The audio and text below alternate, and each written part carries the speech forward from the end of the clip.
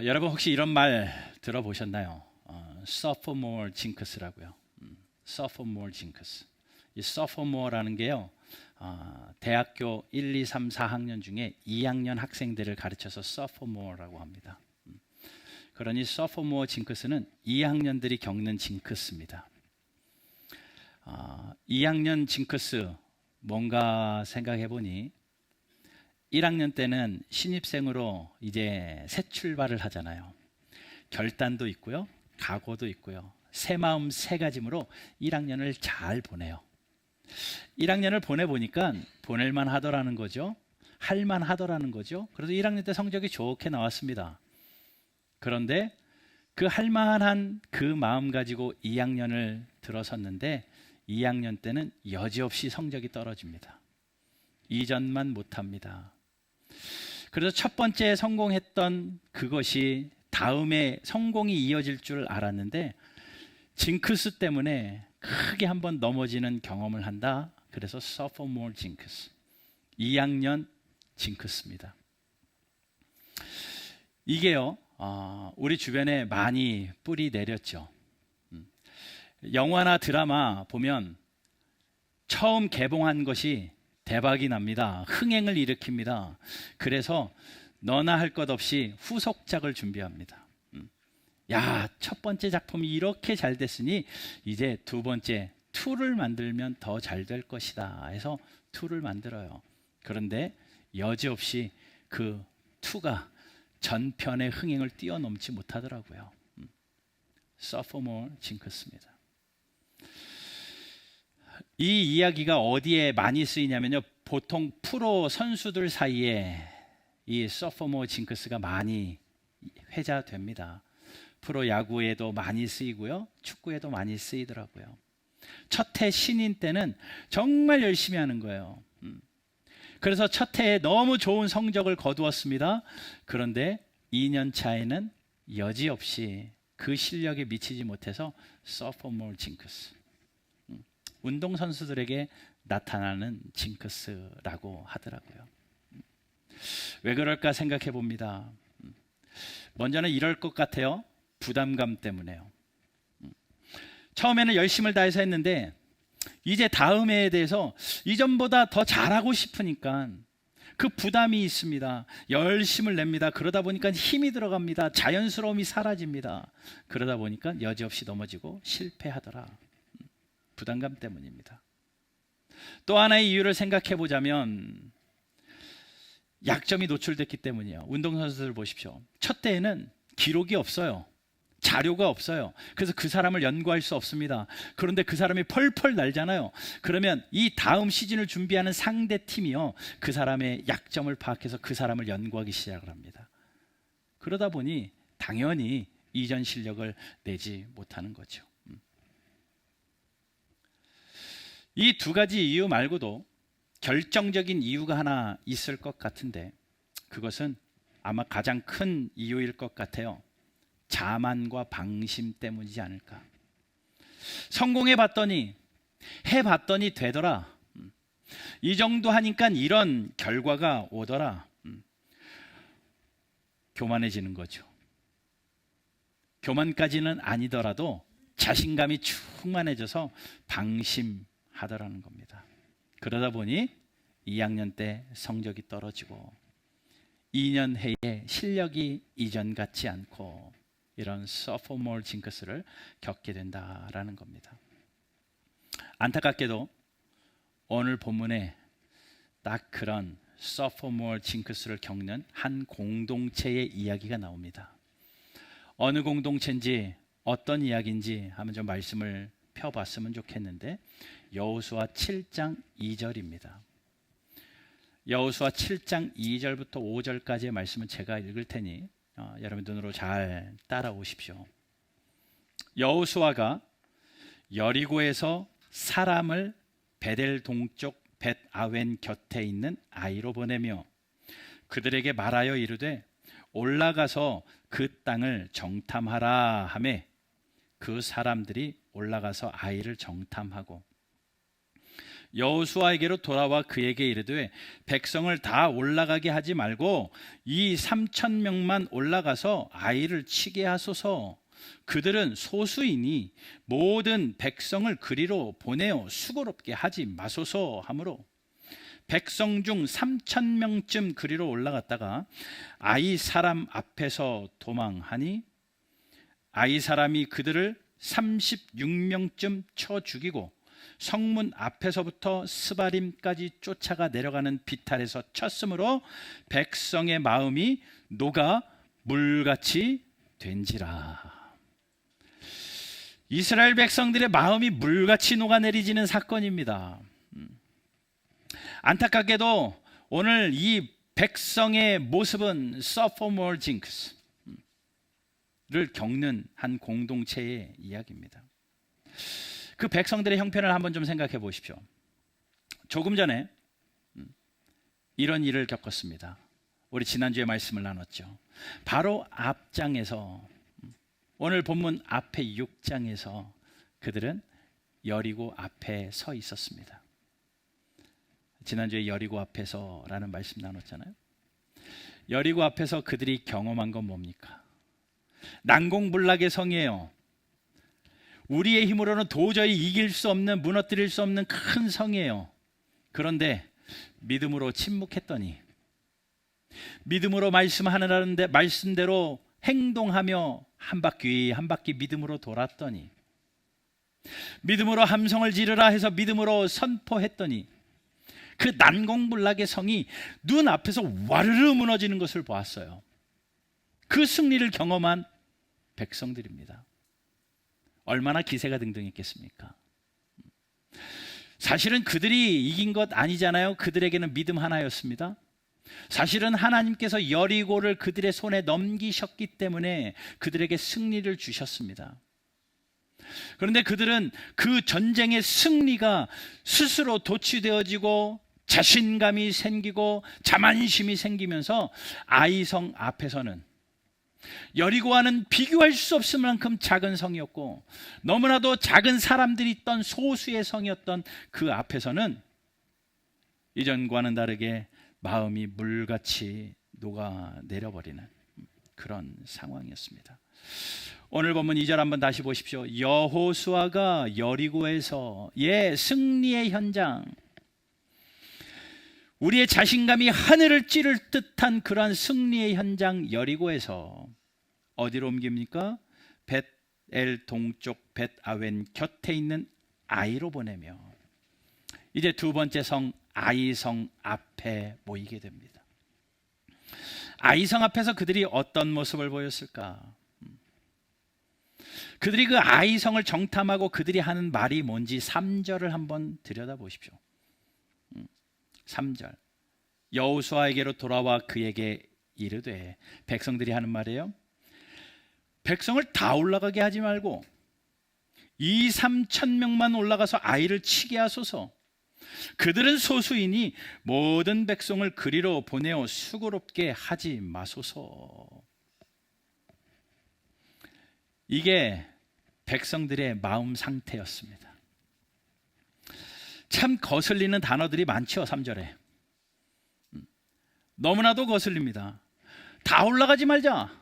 언제부터요? 언제부터 그들이 그런 숫자를 계산했냐고요. 또 2~3,000명만 가져요. 언제부터 그들이 숫자 놀이 하면서 저들은 이만하니까 우리가 요 정도 가지고 되겠다 그렇게 했냐고요. 아무것도 없는 그들이 하나님을 향한 믿음 하나 가지고 온 백성이 승리를 경험해놓고 이제는 쉬어보니까 야 2,000명이면 충분하겠네, 3,000명이면 충분하겠네. 언제부터 숫자를 셌냐고요. 거슬립니다. 또 이런 말도 있어요. 아이를 치게 하소서. 자기들이 이긴다는 보장이 어디 있습니까? 여리고에서 승리했던 그 기세 등등함 가지고 이것쯤이야, 이 정도는 우리가 2,000명 3,000명 가지고 충분히 이길 수 있겠다, 이 정도 가지고 가서 이기자. 마치 자기들이 승리한 것 마냥 치게 하소서 말하는 이 말도 너무나도 거슬리고요. 그들은 소수니 언제부터 그들을 소수로 따졌습니까? 그들은 이스라엘 백성들은 애굽에서 종살이 되었던 자들이고 광야를 지났던 자들이고 그렇게 힘든 시절을 하나도 경험했던 그들이 상대를 보면서 숫자를 세고 있는 거 저들은 너무나도 작다. 우리에 비하면 소수다. 언제부터요? 그리고 결정적으로 이렇게 말하죠. 모든 백성을 그리로 보내어 수고스럽게 하지 맙시다. 고생스럽게 하지 맙시다. 언제부터 그런 거 따졌냐고요? 이게 하나님의 은혜를 경험한 자들이 할 말입니까? 여리고에서 무슨 수고를 했는데요?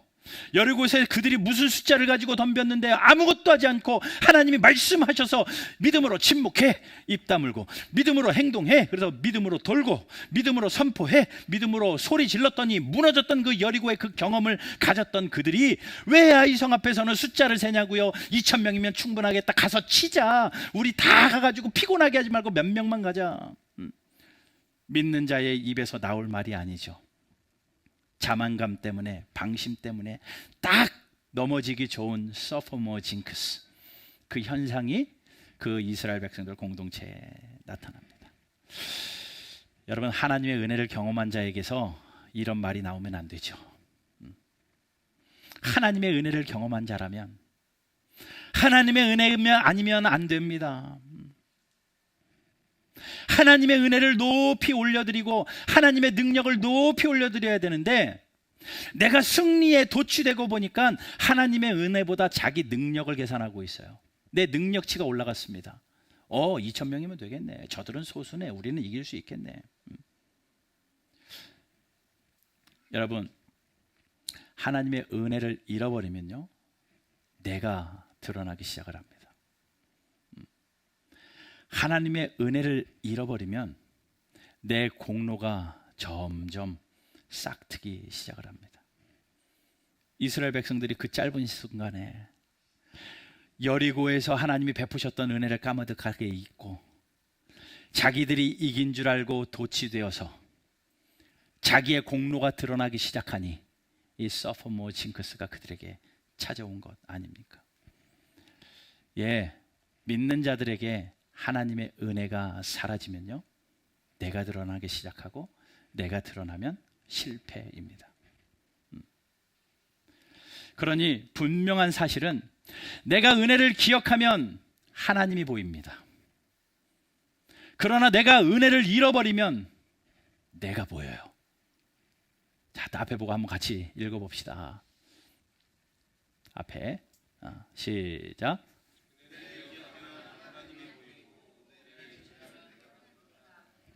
네. 우리가 하나님의 은혜를 기억하고 살면, 두렵고 떨림으로 날마다 하나님의 은혜를 기억하고 살면 날마다 하나님이 선명하게 보이지만, 너무 바쁜 일상 속에 하나님을 잃어버리고 살잖아요. 아침에 일어나서 하나님을 잃어버리고, 일하다가 하나님을 잃어버리고, 하루 종일 열심히 일해서 땀 흘리고 지쳐서 하나님을 잃어버리고 잠들어 버리잖아요. 그러면 어느 순간 내 안에서 내가 보이기 시작을 해서 내가 이렇게 했는데, 숫자 세고 내 능력치를 높이기 시작을 합니다. 사실은 하나님이 다 주셨는데도 은혜를 잃어버리니 내가 보이더라는 겁니다. 하나님의 은혜를 잃어버리면 내 의가 드러나는 것뿐만 아니라 상황에 대한 해석도 바뀝니다. 내가 한 줄 알아요. 하나님이 해주셨는데 내가 한 줄 알아요. 그리고 하나님의 은혜를 잃어버리면요, 내 태도도 바뀝니다. 감사함에서 당연함으로 바뀌어버립니다. 겸손에서 교만함으로 태도가 바뀌어버립니다. 또 하나님의 은혜를 잃어버리면요, 우리의 삶의 방향도 바뀌어요. 하나님 중심에서 내 중심으로 바뀝니다. 100% 순종에서 부분적인 순종으로, 아니 불순종으로 바뀌어버립니다. 그게 하나님의 은혜를 잃어버릴 때 우리에게 나타나는 현상이에요. 자, 이스라엘 백성들이 아이성 앞에서 했던 것, 어제의 승리, 하나님의 은혜인데 그것 잃어버리고 내가 한 줄 알고 내가 드러나기 시작한 거예요. 내가 드러나기 시작한 겁니다. 이게 그들의 실패의 원인이었습니다. 하나님의 은혜를 잃어버리고 내가 드러나기 시작한 것. 여러분들의 삶에 내가 크게 보이면 하나님의 은혜를 잃어버리고 있다라는 반증이기도 합니다. 바라고 원하기는 날마다 하나님의 은혜 가운데 사시길 바라고, 하나님의 은혜 가운데 사시면서 하나님만 선명해지는 믿음의 사람들로 살아내시기를 주 예수 그리스도의 이름으로 축원합니다. 자, 이 이유보다도 더 결정적인 이유가 있어요. 그들이 아이 앞에서 그렇게 비참하게 실패할 수밖에 없었던, 마음이 물처럼 후루룩 녹아내릴 수밖에 없었던 그 결정적인 이유를 오늘 성경은 1절에서 정확하게 얘기해 주고 있습니다.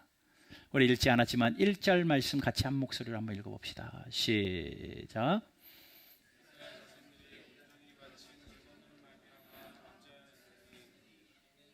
유다 지파 세라의 증손 삽다의 손자.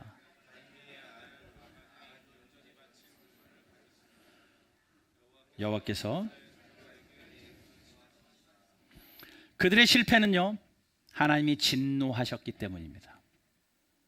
하나님이 마음이 불편하셨던 거죠.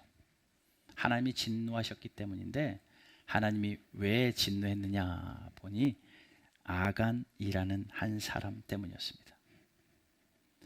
이게 무슨 일인가 하면요, 하나님이 여리고 성을 점령하게 하신 다음에 하나님이 그 백성들에게 명령을 한 가지 하셔요.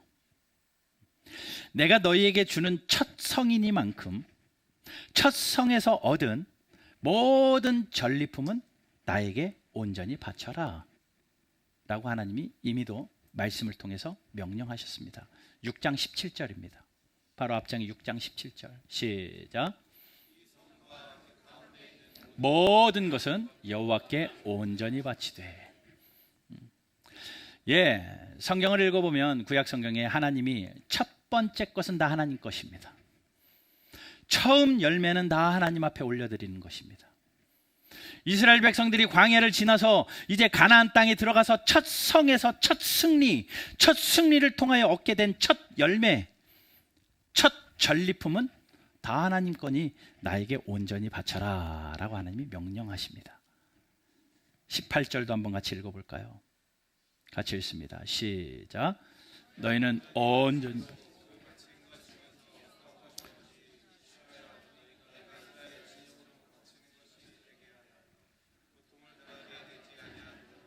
오직 너희는 그 바친 물건에 손을 대지 마라.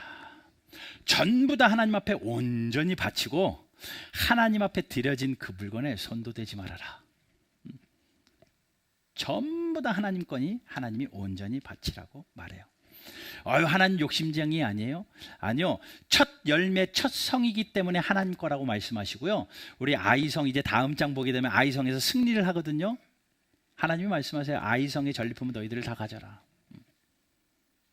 처음 것이기 때문에 하나님이 그것은 온전히 나에게 드려라 라고 말합니다. 그걸 하나님 건데 내 거라고 착각해가지고 그걸 내가 취하잖아요. 그러면 죽게 되는 겁니다. 하나님이 이 정도로까지 말씀하셨어요. 그런데 그 백성들 가운데 그 한 사람, 아간이라는 사람이 하나님의 것을 손대는 거죠. 전쟁에서 실패하고 마음이 물같이 녹아내린 이후에 6절 말씀을 쭉 그 이후로 읽어보니까 여호수아가 하나님 앞에 옷을 찢고 눈물을 흘리며 항변을 합니다. 하나님, 우리가 이곳에서 이렇게 망하게 되는 겁니까? 그때 하나님이 말씀하시죠. 너가 왜 이렇게 엎드려 있느냐? 너희 백성 중에 하나님의 언약을 어긴 자가 있어서 이렇게 되었다.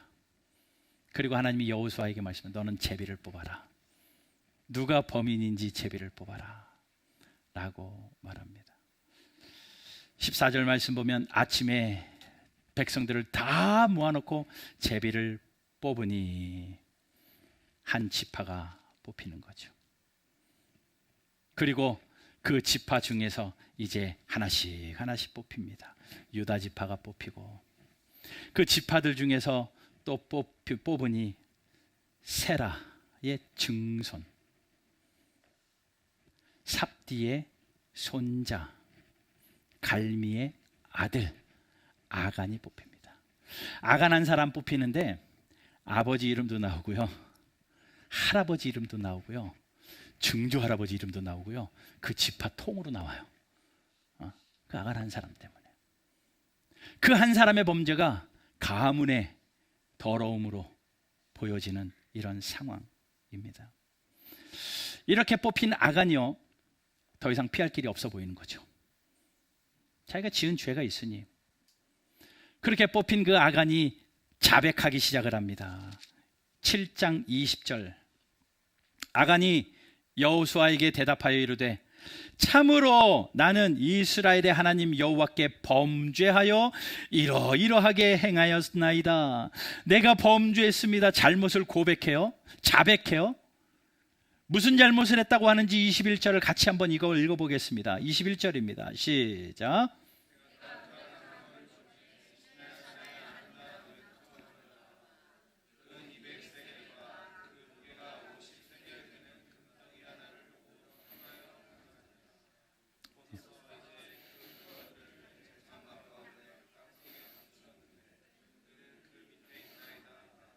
맨, 내가 노력한 물건 중에 다 하나님 앞에 온전히 바치라고 했는데 그 중에 시날산의 아름다운 외투 한 벌, 듣도 보도 못한 아름다운 외투가 한 벌 있는 거예요. 아, 요거 한 벌쯤이야. 챙긴 거죠. 그리고 은 200세겔과 그 무게가 50세겔 되는 금덩이 하나, 옷 한 벌하고 금덩이 하나. 아, 여러분, 그 난공불락의 성, 여리고 성이 얼마나 부요했는데요, 그 성이 무너지면서 얼마나 좋은 것들이 많았겠습니까? 옷 한 벌 금한덩이 티도 안 나요. 그거를 살짝 취했습니다. 보세요. 거기 21절 보니까 내가 보고 탐내어 가졌나이다. 보고 탐내어 가졌나이다. 그걸 보니 탐이 나서 탐이 나니 내가 가졌습니다 라고 아간이 자백하죠. 어디서 많이 보던 문구 아니에요? 창세기 3장 6절 보면요, 하나님이 만드신 첫사람 아담과 하와는 하나님 앞에 범죄하며, 인류의 첫 범죄죠, 범죄하며 하와가 하나님 앞에 핑계대는 장면을 한번 보십시오. 3장 6절 같이 한번 읽어봅시다. 시작.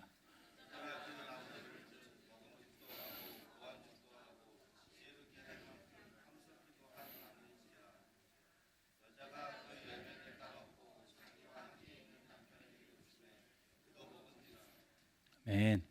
그 죄의 순서가 어떻게 됩니까? 보니까 탐스럽고 먹고 싶고, 그래서 따 먹고. 그렇게 죄가 들어왔어요. 그래서 그 죄 때문에 하나님하고 영원히 멀어졌던 그 백성들인데, 오늘 하나님이 온전히 드려라, 너의 것을 전부 다 하나님 것이니 하나님께 온전히 드려라 하신 그 명령 앞에 보니까 갖고 싶고 가지니 내 거고, 그런 죄를 저지더라는 거죠.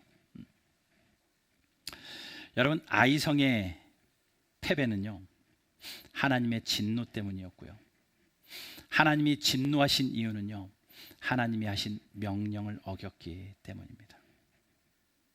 하나님의 명령, 온전히 드려라 라고 한 그 하나님의 명령, 하나님의 명령을 어기기 때문에 하나님이 진노하신 거예요. 여러분, 하나님이 여러분들을 통하여 원하시는 것은요, 우리의 온전함입니다. 안식일을 기억하여 온전히 지켜라.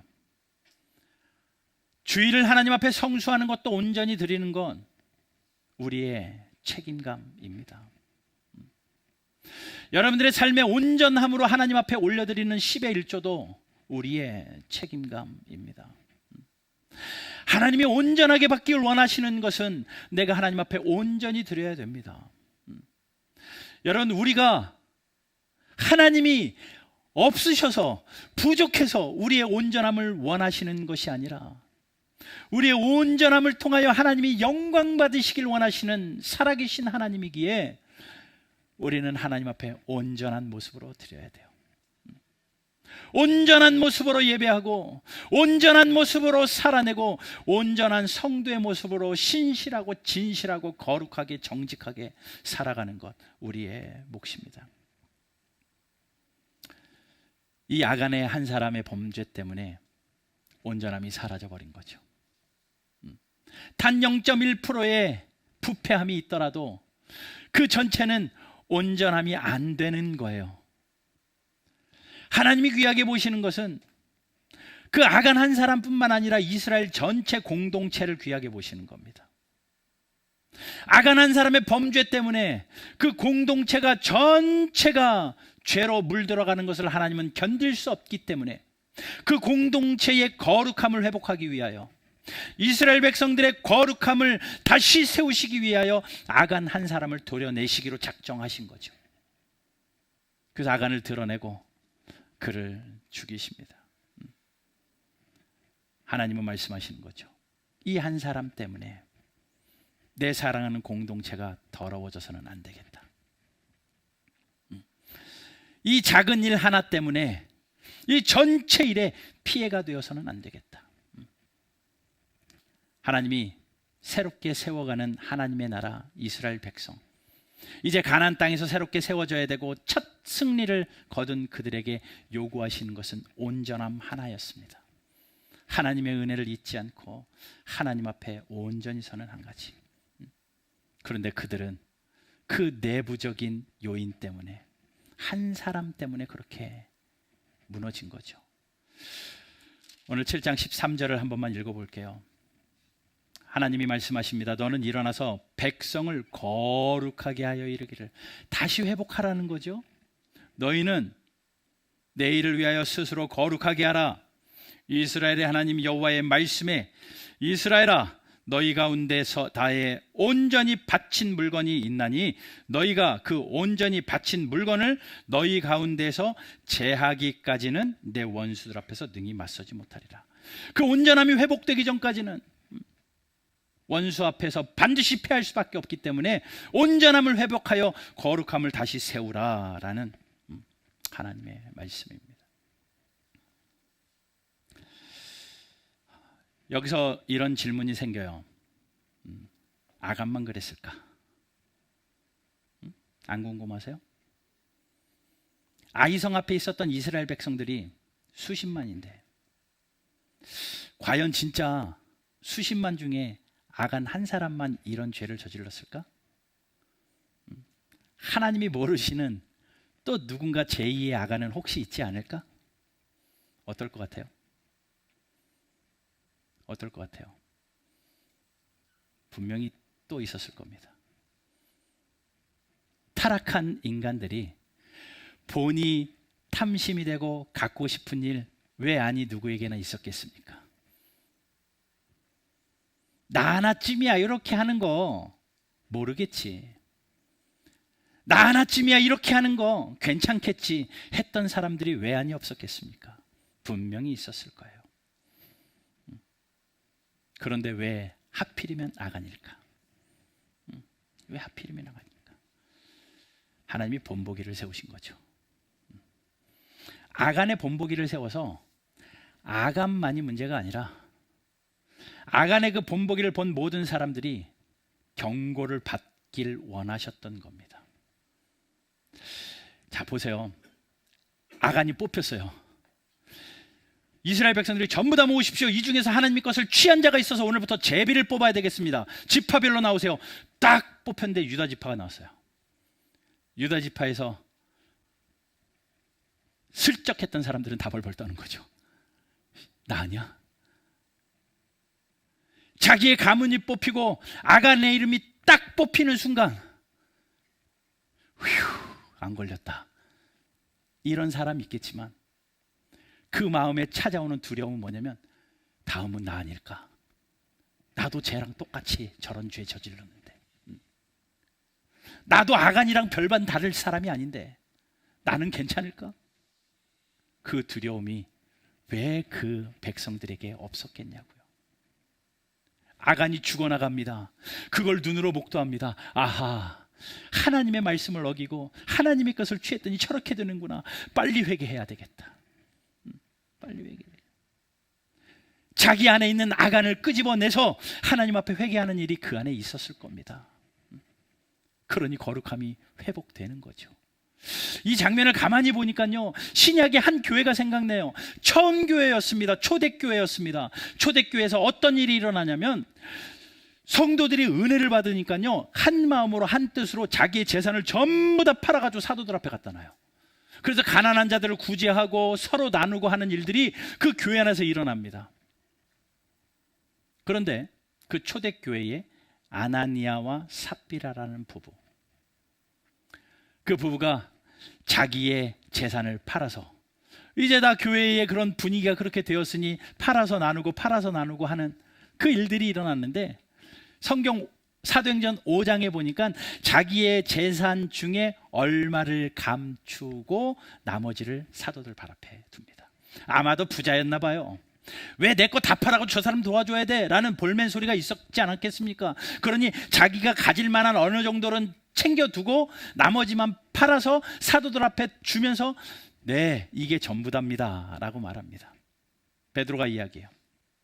너가 사람은 속일지수도 성령을 속일 수 없다. 이게 다냐? 예, 답니다. 성령을 속일, 그 자리에서 즉사해요. 그 장례를 치르고 바로 들어오는 아내에게 똑같이 질문을 하는데, 어젯밤에 둘이 짰겠죠. 이게 다다 우리. 그리고 짰겠죠. 그러니 그 질문 앞에 똑같이 대답합니다. 그 자리에서 또 즉사합니다. 어떻게 하나님을 속이고 성령을 속이느냐라고 두 사람이 하루아침에 교회에서 장례가 치러집니다. 사도행전 5장 맨 마지막 절에 모든 교회 성도들이 두려웠더니라. 예, 하나님 앞에 온전하지 못해서 죽임을 당하는 그 모습이 두려운 것도 있지만, 하나님에 대한 두려움도 있지만, 대부분 두려워하는 두 사람은 뭐냐면, 나도 그랬는데 큰일 났네. 나도 좀 숨겨놨는데. 이런 일이 초대교회에 있었어요. 자, 그러니 오늘 아간이요, 본이 탐스러워서 취하였다, 가져갔다라는 이 히브리어 단어하고요, 아나니아와 삽비라가 나의 재산을 팔아서 얼마를 감추고 하나님 앞에 드렸던 감추다라는 헬라어가 동일한 단어입니다. 똑같은 단어예요. 나의 것 중에 내가 좀 감췄는데, 내가 취한 물건 중에서 내가 좀 가졌는데, 하나님은 그걸 온전하다고 보지 않으시는 거죠. 여러분, 하나님이 가장 귀하게 보시는 것은 물론 하나님의 백성 한 사람 한 사람이지만, 하나님이 가장 소중하게 여기는 공동체는요, 교회와 가정입니다. 하나님이 핏값으로 주고 사신 교회, 예수 그리스도를 머리로 둔 성도들의 모임인 교회, 하나님이 가장 사랑하는 공동체입니다. 그리고 교회를 이루는 각 가정 그 공동체를 하나님이 너무나도 사랑하십니다. 하나님이 이루어 가실 하나님의 나라, 하나님의 백성들이 이제 가나안 땅에 정착해서 하나님의 나라가 세워져 가는 그 첫 모습에 그 거룩함이 붕괴되어지는 것, 나 하나쯤이야, 나 한 사람쯤이야 라고 생각하는 그 모습을 하나님이 견딜 수가 없어서 아간이라는 사람 본보기를 통하여 그 백성을 거룩하게 하십니다. 하나님이 그렇게 사랑하셨던 하나님의 교회, 그 초대교회에 나 하나쯤이야 라는 마음으로 자신의 것을 감추는 그 모습을 하나님이 드러내게 하시면서 아나니와 삽비라를 모델로 삼아주시고 그 백성, 그 교회를 거룩하게 하십니다. 온전하게 바꿔버리십니다. 여러분, 하나님은 그만큼 교회와 가정, 하나님이 사랑하세요. 예, 이제 말씀 앞에 우리가 좀 반응합시다. 아간 손가락질할 자신이 있으신 분 계십니까? 아나니아와 삽비라 손가락질할 자신 있으신 분 계십니까? 가만히 보면 우리가 다 아간이에요. 내 안에 다 아나니아와 삽비라와 같은 그런 마음이 우리에게 있습니다. 하나님 앞에 온전하지도 않으면서 온전한 척하고 있고, 하나님 앞에 거룩하지 않으면서도 거룩한 척하고 있고, 또 더러는 이런 생각이요, 나 하나쯤이야, 이번 한 번만이야, 주일이 52번인데 그 중에 한 번쯤이야, 교회가 성도가 100명인데 목사님만 잘하면 되지, 나 하나쯤이야 라고 하는 이런 아간과 같은 그런 마음이 우리에게 남아있다면, 하나님이 사랑하시는 공동체를 위하여, 하나님이 사랑하시는 하나님의 백성들을 거룩하게 하시기 위하여 이 모델을 우리에게 보여주신 거예요. 그러니 성경에 써 있는 이야기로 끝날 것이 아니라 우리의 모습으로 돌아보고, 아하, 내가 그런 모습이 있구나, 하나님 앞에 두려움으로 회개할 줄 아는 저와 여러분들 되시기를 주님의 이름으로 축원합니다. 여러분들의 가정에 혹시 여러분은 아간 아니십니까? 하나님이 여러분들의 가정을 너무나도 사랑하는데 여러분 한 사람 때문에 그 가정의 거룩함이 붕괴된다면 회개해야죠. 아유, 우리 아내는요 신앙이 좋고요 기도 열심히 하니까 나 하나쯤이야. 아니요, 그것 때문에 그 거룩함이 붕괴된다고요. 아유, 교회가 부흥되고 교회가 은혜로운데요 뭐 나 하나쯤이야. 아니요, 그 하나 때문에 붕괴가 된다고요. 하나님은 그렇게 그 공동체를 사랑하시는 하나님이에요. 여러분, 바른교회 성도로 부름을 받아서 우리가 한 몸 되어 한 교회를 섬기고 있는데 나 하나쯤이야 하는, 이것쯤이야 하는 아간과 같은 생각이 혹시 우리에게 남아있지는 않습니까? 아닙니다. 아유, 목사님만 잘하시면 되고 장로님만 잘하시면 되고, 아유, 요번에는 뭐 임직자들도 많은데 임직자들만 잘하면 되고, 아니에요. 그들은 그들의 몫이 있고 나는 나의 몫이 있습니다. 여러분 자신을 하나님 앞에 드러내고 하나님 앞에 회개할 것은 회개하고, 나 하나쯤이야 라는 생각이 아니라 하나님, 나로 인하여 하나님의 교회가 거룩해지고 우리의 가정이 거룩하게 회복되는, 온전함이 회복되는 저희들이 되게 하여 주십시오 라고 회개하며 기도하는 저와 여러분들 되시기를 주님의 이름으로 축원합니다. 아이성 앞에서의 패배는 그들의 교만함 때문이었으며 그들의 범죄함 때문이었습니다. 아나니아와 삽비라의 거짓말은 초대교회의 영적인 순결함과 하나됨을 깨뜨릴 수밖에 없었던 죄악상이었기 때문에 하나님은 본보기로 드러내서 도려내버리십니다. 그래서 교회를 거룩하게, 백성을 거룩하게 세워가시는 하나님이에요. 이제는 우리 차례죠. 10주년을 지나면서 하나님이 우리 교회를 통하여 가지고 계신 하나님의 계획, 하나님의 뜻이 분명히 있을 겁니다.